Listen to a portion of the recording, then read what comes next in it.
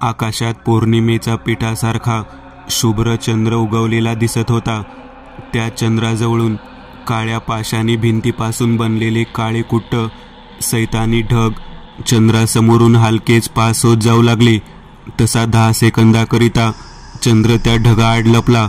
तेवढ्या वेळेत त्या सृष्टीवर काळा अंधार पसरला होता व 10 सेकंदानंतर काळे ढग पुन्हा आले तसे सरळ निघून जाताच चंद्राचा मुखडा पुन्हा दिसला जात पृथ्वीचा अंधार काही अंशी कमी झाला. हिवाळ्याचा महिना असावा? नाही, असावा नाही. तो हिवाळ्याचाच महिना होता, कारण त्या लांबच्या लांब पसरलेल्या सरळ मार्गी जंगली हायवेवर गुडघ्या इतकं मंद पारदर्शक धुकं जे साचलं होतं. 2 गाड्या अलगद जातील असा तो हायवेचा रस्ता होता. हायवेच्या दोन्ही तर्फे हिरवीगार झाडांची बस्ती होती. जिकडे नजर जाईल तिकडे फक्त ती झाडे दिसत होती. झाडांची संख्या जास्त असल्याने जंगल अगदी गर्द वाटत होतं. त्यासहितच पौर्णिमेचा चंद्र, त्याचा दुधाळ प्रकाश ती झाडांची पाने जंगलातल्या मातीवर खाली पडू देत नव्हती, ज्याने जंगलात चांगलाच अंधार पसरला होता. त्याच काळ्या सर्पकांती अंधारातून रातकिड्यांचा किरकिर आवाज, तर कधी घोबडाचे घुतकार, कधी अपशकुनाची चाहूल लावून देणारी टिटवी ओरडत होती. त्या टिटवीचा आवाज जंगलातल्या शांततेत भेसूरनाद हीनपणे गुंजत फिरत होता. त्या जंगली हायवेवर एक बस स्टॉप दिसत होतं. 3 पिवळ्या भिंतीचं बस स्टॉप.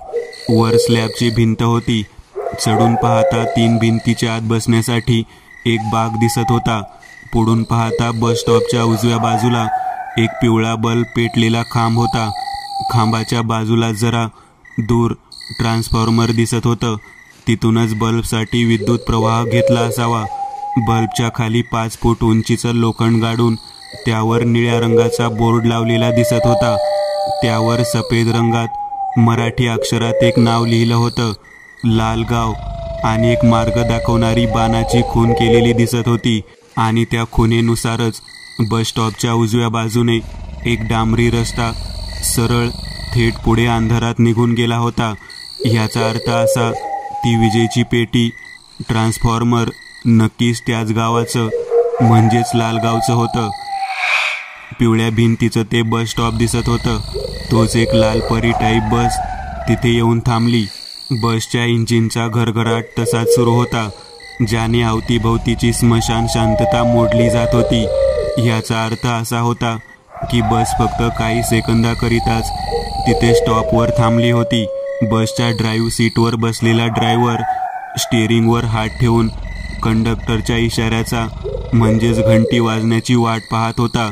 तोच टंग टंग आवाज होत घंटी वाजली.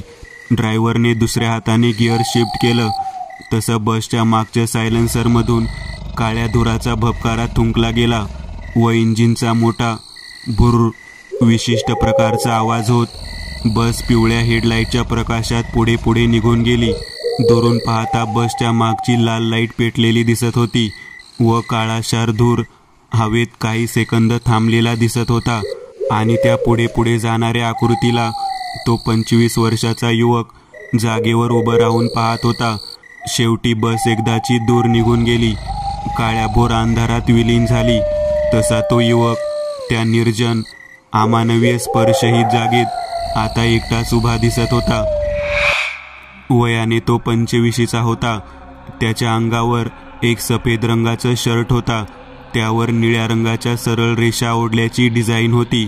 खाली चॉकलेटी रंगाची जीन्स घातली होती. शर्ट कमरेला इन केलेलं होतं. पायात काळ्या रंगाचे 2 शूज घातले होते. पाठीवर एक बॅग होती. मित्रांनो, ह्याचं नाव सत्यांक विजयनाथ देवते, वय 25. हा मूळचा लालगावचा रहिवासी, परंतु कामानिमित्त शहरात राहत होता. 2 अंकी पगार, 20,000. त्यासहितच कंपनीकडून राहण्यासाठी फ्लॅटही मिळालं होतं.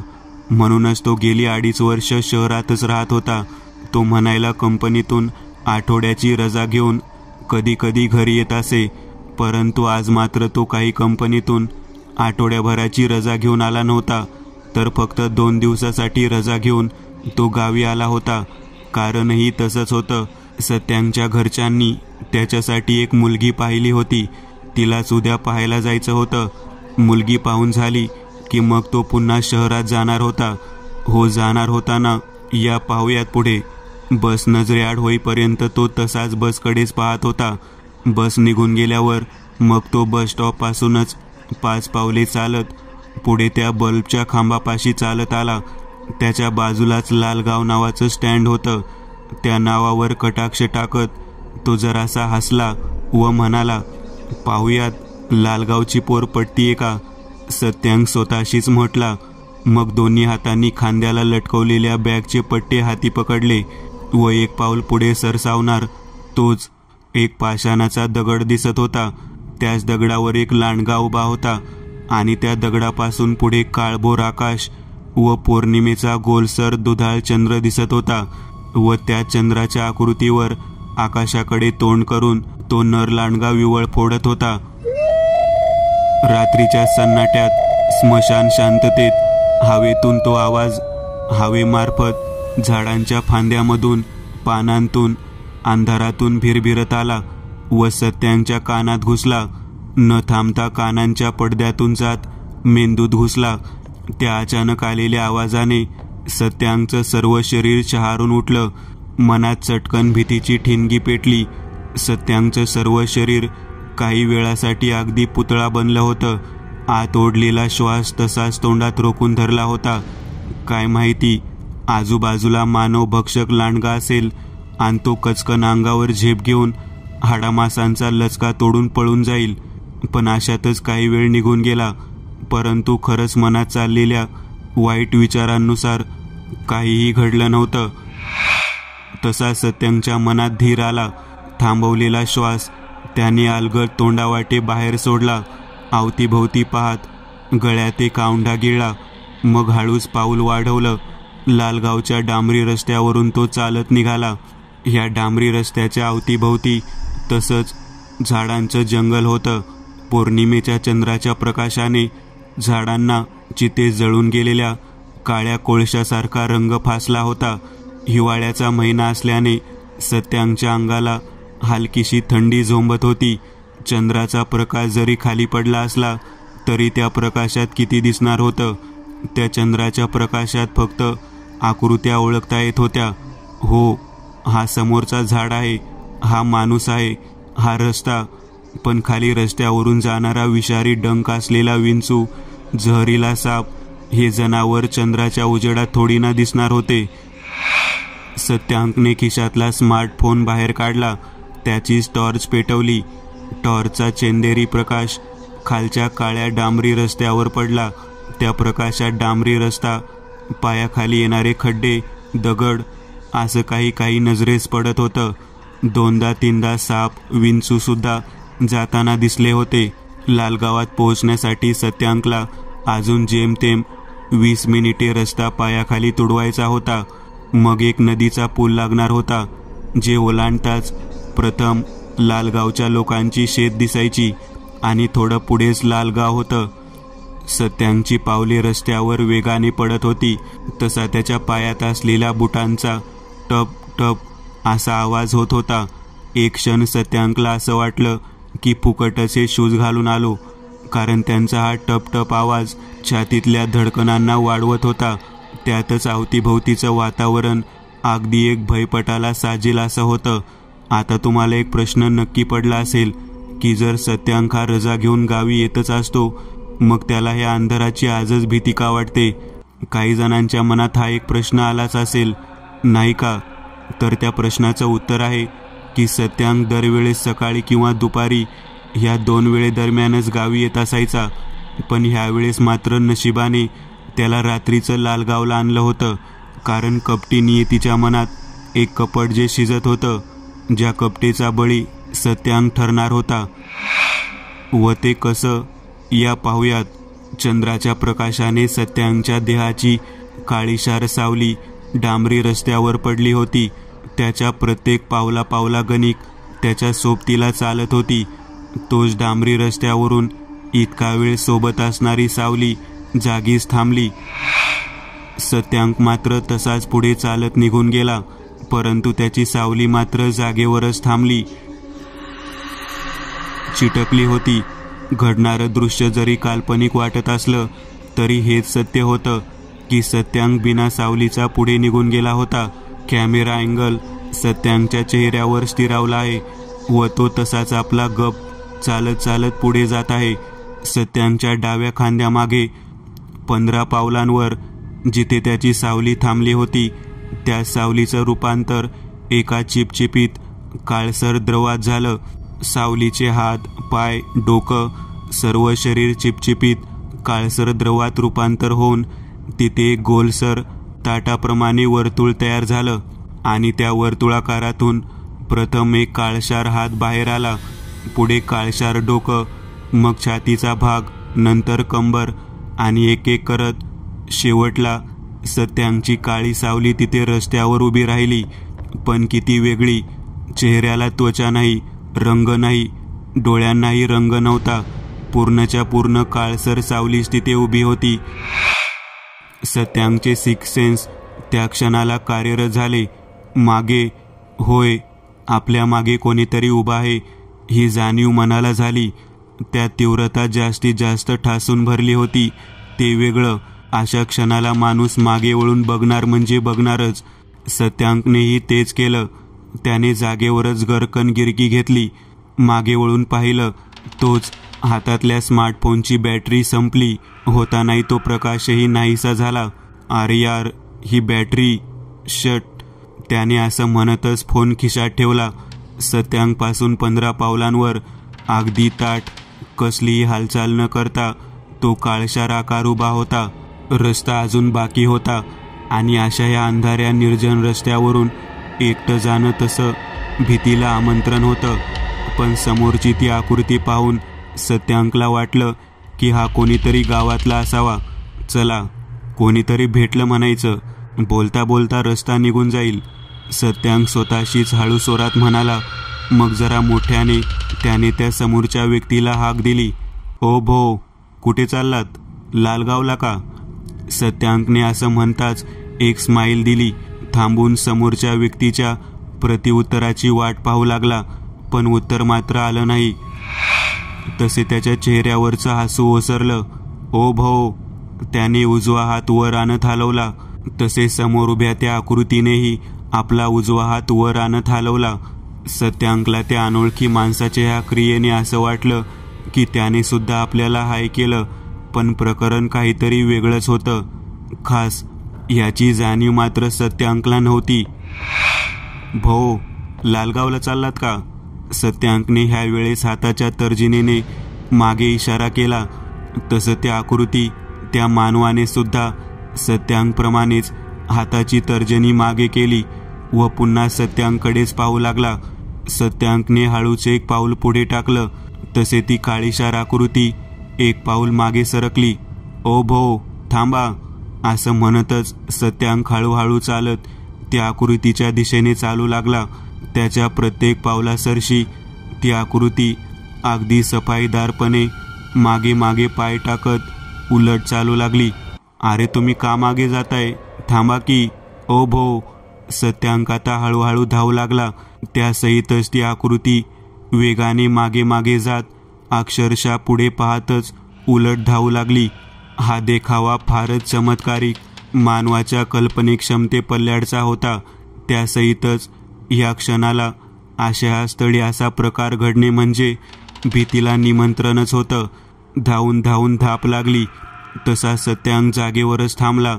दोन्ही हात गुडघ्यांवर ठेवून श्वास घेऊ लागला आणि त्याच वेळेस त्याला जे दिसलं, जे पाहून त्याच्या डोळ्यांच्या कडा विस्फारल्या, तोंडाचा आवाजला, चेहरा भीतीने पांढरा फटक झाला.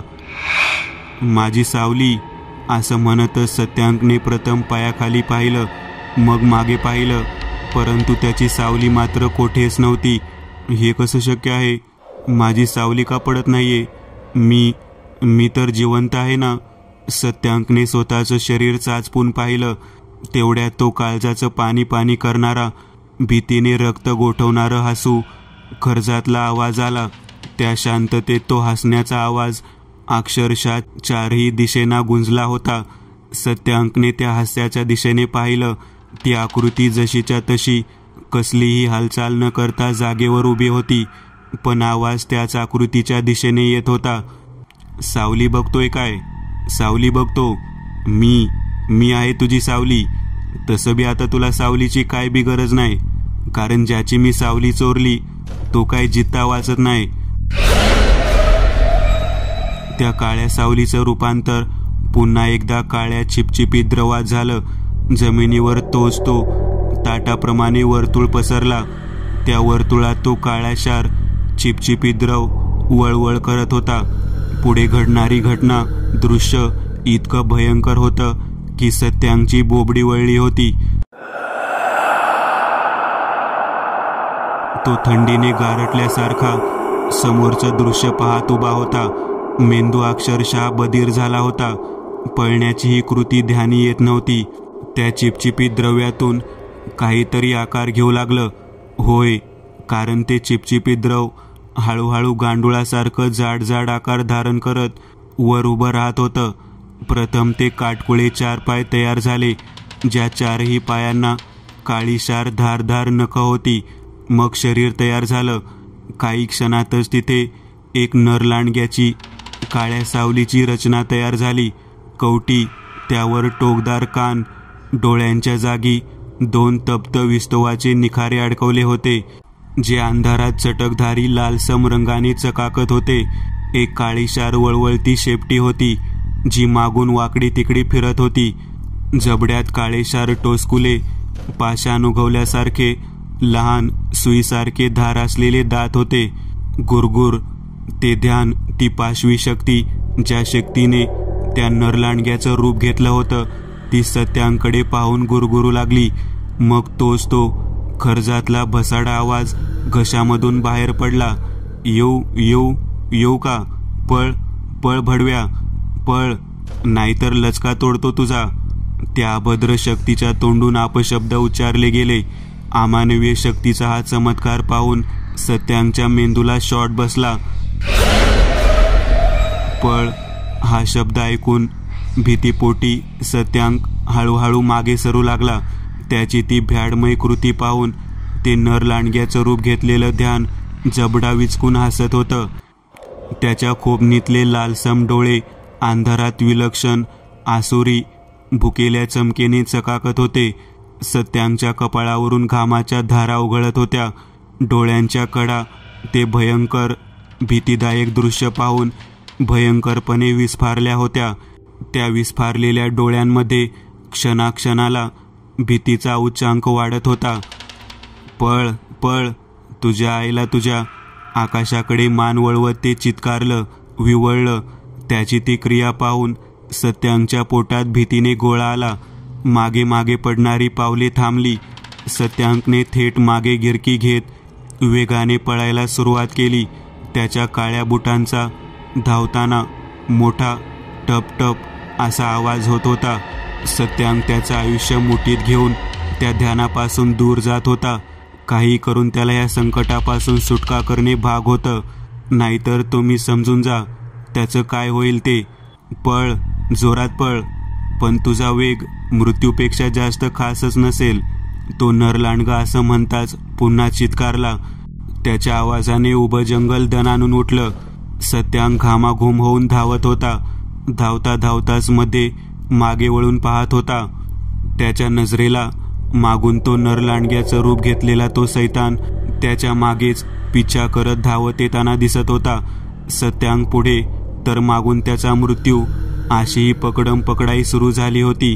अंधारात त्या सैतानाची काळीशार सावली व ते पातळातल्या नदीतल्या गरम लाव्हाप्रमाणे लालसम डोळे वेगाने सत्यांच्या जवळ येत होते. मानवी वेग अमानवीय वेगाला हरवेल हे शक्य तरी आहे का?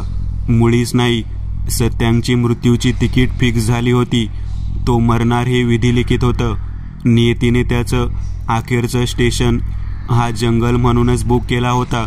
कधी पुढे तर कधी मागे असंच धावता धावता स्वतःच्याच पायामध्ये पाय अडकून सत्यांक धाडकन खाली कोसळला. कपाळ डांबरी रस्त्यावर आपटलं. कपाळाला मार बसला होता. त्यातून रक्ताची धार खाली जमिनीवर कोसळत होती. पण मध्येच कानांना मागून तो पावलांचा आवाज आला. त्या आवाजासहितच ती गुरगुर कानी पडली आणि सत्यांचे डोळे विस्फारले. ती कपाळावरची वेदना तो सेकंदात विसरला, कारण मागे मृत्यू उभा होता.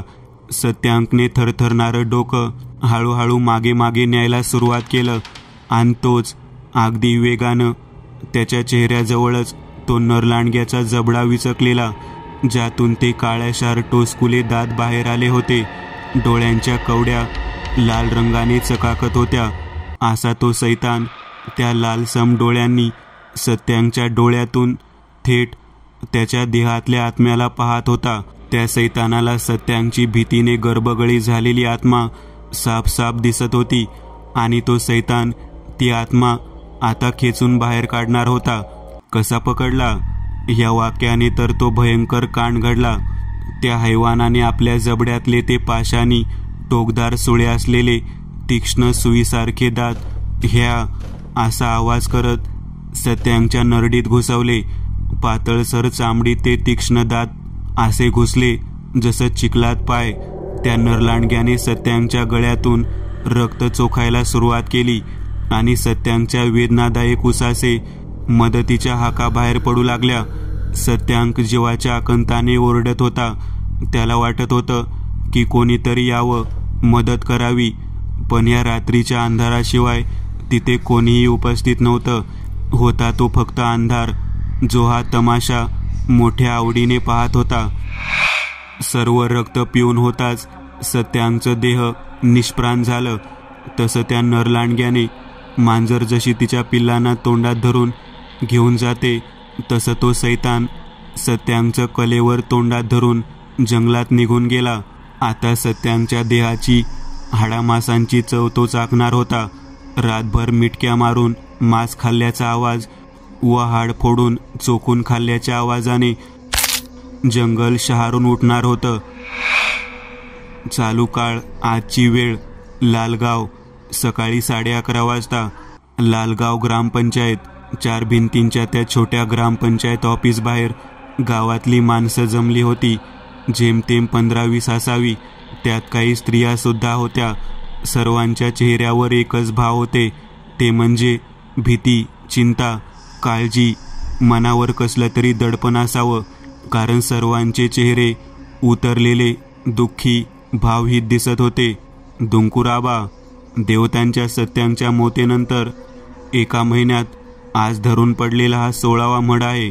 अजून किती मढ पडणार आहेत? अजून किती मौता होणार आहेत गावात? नाहीतर आम्हाला तशी परवानगी द्या बा.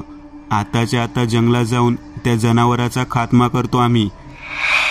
त्या लोकांमधलाच सर्वात पुढे असलेला एक गावकरी त्वेषाने म्हणाला.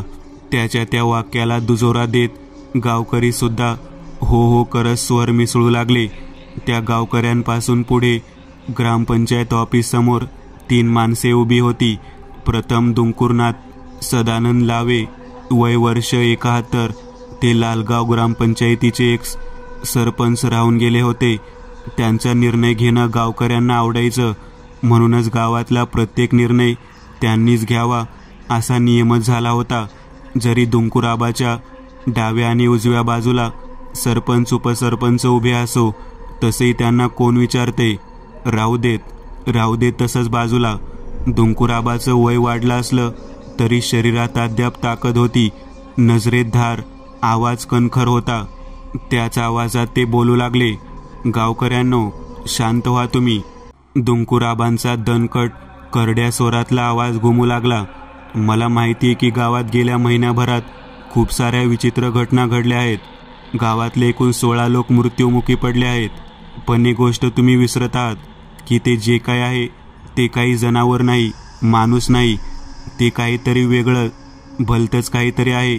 असं समजा की सैतानच घात घालतोया, आणि सैतानाशी लढायचं असेल तर आपल्या काट्या कुऱ्हाडी तलवारी त्याला रोखू शकतील का? आबांनी गावकऱ्यांकडे प्रश्नार्थक नजरेने पाहिलं, परंतु गावकऱ्यांकडे त्यावर उत्तर होतं कुठे? तो काही वेळा अगोदर त्वेषाने बोललेला गावकरी सुद्धा खाली मान घालून उभा होता. हे बघा गावकऱ्यांनो, गावावर आलेले हे संकट दूर करण्यासाठी मी माझ्या ओळखीतल्या महतांना मदतीचं पत्र पाठवलं आहे, जे या अशा भूताखेतांचा बंदोबस्त करतात. मला खात्री आहे की त्यांना आपलं पत्र आताला भेटलं असेल आणि लवकरच ते आपल्या गावी आपली मदत करायला येतील. दुंकूराबांच्या ह्या वाक्यावर ग्रामपंचायतीपासून जरा दूर मातीच्या रस्त्यावर एक काळ्या रंगाची जीप येऊन थांबली. ज्या जीपमध्ये ड्राईव्ह सीटवर एक तरुणी बसली होती, जी मेनका होती, व मेनकाच्या ड्राईव्ह सीट बाजूलाच भगव्या रंगाचा कुर्ता, खाली सफेद रंगाची पॅन्ट, हातात 2 दैवी रुद्राक्ष कडे असे समर्थ बसले होते. त्या दोघांच्याही मागे एक बुटका माणूस उभा होता, ज्याचं नाव गबलू होतं. मेनका व गबलू दोघेही समर्थांसोबत त्यांना भूत पकडायला मदत करायचे. जीपचा आवाज ऐकून दुंकूराबांनी चर्चा थांबवली. गावातल्यांनी एक एक करत मागे पाहायला सुरुवात केली. ह्या टायमाला कोण आलं हे पाहण्यासाठी सर्वजण मागे वळून पाहत होते. दुंकूराबांची नजरसुद्धा समोर त्या जीपमध्ये असलेल्या त्या 3 आकृत्यांवर स्थिरावली होती. समर्थ सीटवरून हलकेच उठले, जीपमधून खाली उतरले. प्रसन्न चेहऱ्याने गावातल्या लोकांकडे कटाक्ष टाकत पुढे पुढे येऊ लागले. समर्थांच्या चेहऱ्यावर पसरलेले दैवी तेज त्यांचा चेहरा अगदी उजळून गेला होता. त्यांच्या ओठांवरचं मंद स्मित पाहता नकळत काही क्षण का असेना, पण एक रिलॅक्स फील देणारं हसू ओठांवर येत होतं. सर्व गावकरी समर्थांकडे पाहत हलकसं हसत होते. समर्थ दुंकूराबांपाशी चालत आले. त्यांच्या मागून मेनका व गबलू सुद्धा चालत येत होते. नमस्कार. समर्थांनी दुंकूराबांना दोन्ही हात जोडत नमस्कार केला. पुढे बोलू लागले. मी समर्थ कृणाल महतांकडून आलो आहे. महंत हे नाव ऐकून दुंकूराबांच्या चेहऱ्यावर हसू आलं. अच्छा, म्हणजे हा माणूस गावची पीडा घालवायला आला आहे तर. मागे गावकऱ्यांची कुजबूज सुरू झाली होती. शांत राहा रे तुम्ही. दुंकूराबांनी गावकऱ्यांना शांत राहायला सांगितलं. तसं गावकऱ्यांची कुजबूज थांबली. नमस्कार, मी दुंकूरनाथ. मॅच महतांना पत्र लिहिलं होतं. ह्यावेळेस दुंकूराबांनी हात जोडले. समर्थांनी फक्त होकारार्थी मान हलवली. ठाऊक आहे दुंकूरराव. समर्थ इतकेच म्हटले. या ना, या तुम्ही आत या. चहा पाणी घेत चर्चा करू. प्रवासात दमला असाल ना, दुंकूराबा आदरातिथ्य करत म्हटले. दुंकूराबांच्या वाक्यावर मागे उभा गबलू गचकळायला मिळेल ह्या उद्देशाने दात काढत चला असंच म्हणणार होता, पण तो समर्थ म्हटले. नाही दुंकूरराव, ही वेळ आदरातिथ्याची नाही. आदरातिथ्य तेव्हा होईल जेव्हा तुमच्या गावावरचं संकट दूर होईल. असं म्हणतच समर्थांनी गंभीर नजरेने दुंकूररावांकडे पाहिलं. दुंकूरराव, मला सांगा, तुमच्या गावात काय घटना घडत आहेत, जेणेकरून मी उपाय करू शकेन. समर्थ असं म्हणतच दुंकूररावांकडे पाहू लागले. पाहता पाहता दुंकूररावांच्या चेहऱ्यावर भीती पसरली. ते जरासे चिंताग्रस्त झाले व त्याच पडलेल्या कोमेजलेल्या चेहऱ्याने तो घटनाक्रम सांगू लागले. समर्थ, मेनका, गबलू तिघेही कान देऊन ते ऐकू लागले. 1 महिन्या अगोदरची गोष्ट आहे पहा. देवतेंचा सत्यांक कामानिमित्त शहरात राहायचा. कधी कधी आठवड्याची रजा घेऊन घरी येत असायचा.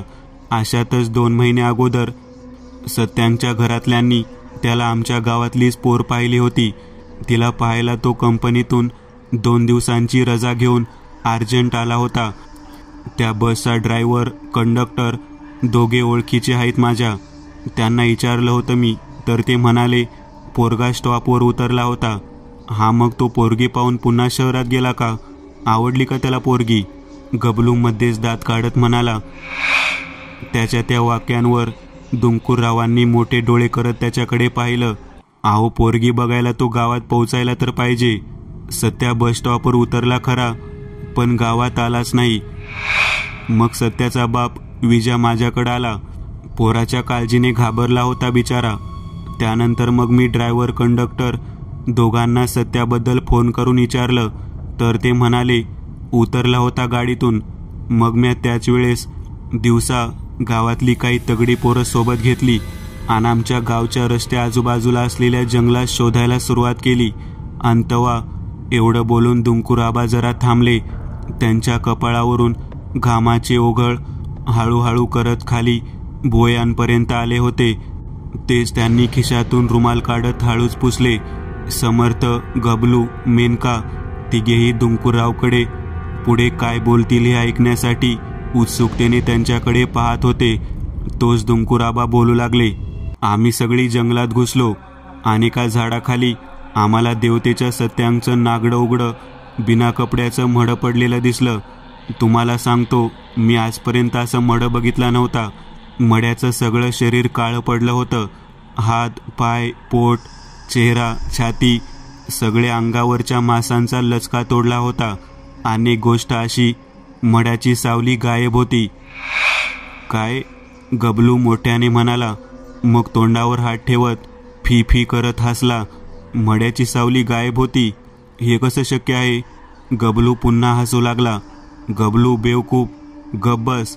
आता जर काही बोललास ना तर घन आत्मशोषकात आत्म्याऐवजी तुला कैद करीन.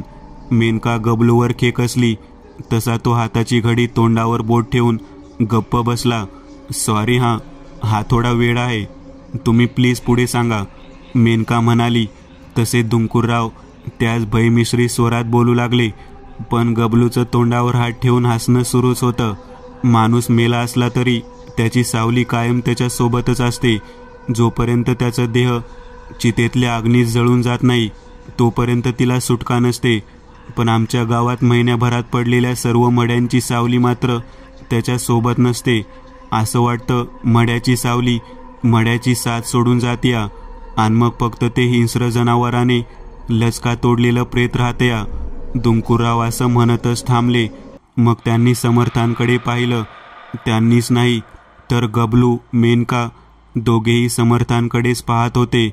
समर्थांचं मात्र कोणाकडेही लक्ष नव्हतं. ते स्वतःच कसल्या तरी गहन विचारात बुडाले होते. किंवा ह्या ऐकीव माहितीनुसार ह्या सर्वांमागे कोण असावं ह्याचा विचार करत असावे, कारण तसंच घडलं. मग समर्थांनी स्वतःशीच मान हलवली व दुंकूररावांकडे पाहिलं. दुंकूरराव, मला तुमच्या गावावर आलेल्या संकटाचं मूळ कारण कळालं आहे. ही शक्ती फारच त्रासदायक, हिंसक आहे आणि हिचं नाव आहे सावली भक्षक छायांक. समर्थ म्हणाले. सावली भक्षक छायांक म्हणजे? मेनकाने समर्थांना विचारलं.